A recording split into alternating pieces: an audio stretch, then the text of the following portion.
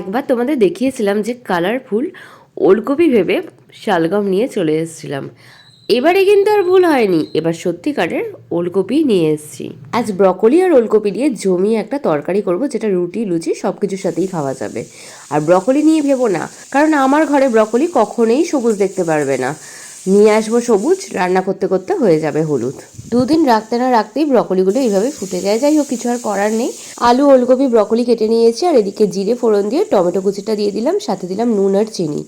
নুন চিনি দিয়ে টমেটোটা একটু যেই ভাজা ভাজা হয়ে গেল, তার সাথে দিয়ে দিলাম পেঁয়াজ টমেটোটাকে একটু সাঁতলে নিয়ে তারপরে মাঝখানে আবার একটু তেল দিয়ে আদা বাটাটা দিয়ে দেবো। শুরুতেই বেশি তেল আমি দিচ্ছি না, এটা হচ্ছে অল্প তেলে রান্না করার টেকনিক। আদা বাটাটা একটু নাড়াচাড়া করে চাপা দিয়ে দিয়েছিলাম, দেখো চাপা দিতে কি সুন্দর তেল ছেড়ে এসেছে। এরপর আগে থেকে যে ভেজে রেখেছিলাম ওলকপি আলু ব্রকলি, ব্রকলিটা দিয়ে ভালো করে কষিয়ে নিয়ে তারপর আলু আর ওলকপিটাকে একটা সিটি মেরে নিয়েছিলাম, সেটাও দিয়ে দিলাম জল সমেত। কোনো ব্যাপার না, জল সমেত দিয়ে দেবে। তারপর ভালো করে একটু কষিয়ে নিয়ে চাপা দিয়ে দেবে।